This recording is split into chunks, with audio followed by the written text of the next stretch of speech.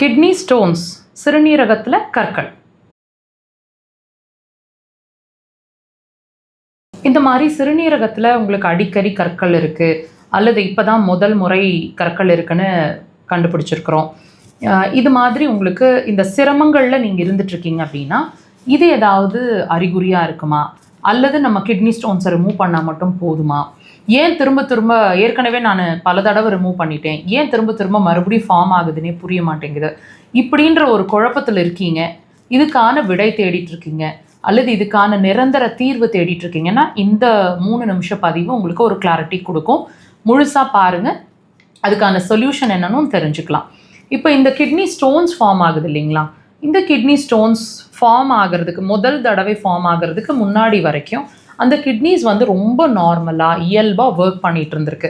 இந்த kidney stone form ஆகிறது முதல் தடவையோ அல்ல பல முறைகளோ ஃபார்ம் ஆகிட்டுருக்கு இல்லைங்களா, இது என்ன சொல்ல வருது, இந்த கிட்னி வந்து கற்களை ஃபார்ம் பண்ணி என்ன சொல்ல வருது நமக்கு அப்படின்னா, நான் இயல்பாக இல்லை, நான் நார்மலாக என்னால் என்னோடய வேலைகளை தினசரி செய்யக்கூடிய வேலைகளை என்னால் செய்ய முடியல அப்படின்றத அதோட செயல்திறனை குறைக்கிறது வழியாக உள்ள ஒரு கற்களை ஃபார்ம் பண்ணி விடுது.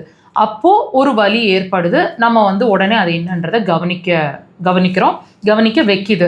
ஸோ இது ஒரு தடவை நம்ம ரிமூவ் பண்ணிட்டோம், ஏதோ ஒரு ட்ரீட்மெண்ட்டில் நம்ம ரிமூவ் பண்ணிட்டோம், வெல் அண்ட் குட். ஆனால் ஏன் திரும்ப திரும்ப வருது, திரும்ப திரும்ப வருமா அப்படிங்கிறதெல்லாம் உங்களுக்கு ஒரு கிளாரிட்டி கிடைக்கும். ஒரு விஷயம் புரிஞ்சுக்கோங்க, நம்ம என்ன செய்கிறோன்னா அந்த கிட்னியில் இருக்கிற ஸ்டோனை ஏதாவது ஒரு ட்ரீட்மெண்ட்டில் கரைச்சி வெளியே கொண்டு வந்துடுறோம்.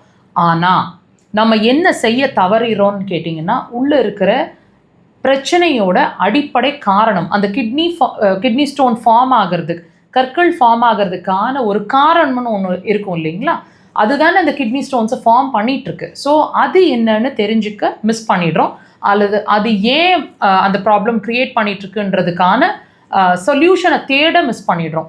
ஸோ இதுதாங்க உண்மையான சொல்யூஷனாக இருக்க முடியும்.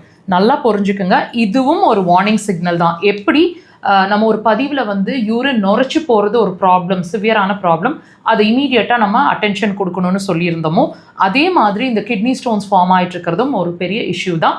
இது வந்து நீங்கள் அசால்ட்டாக இருக்கக்கூடாதுங்க.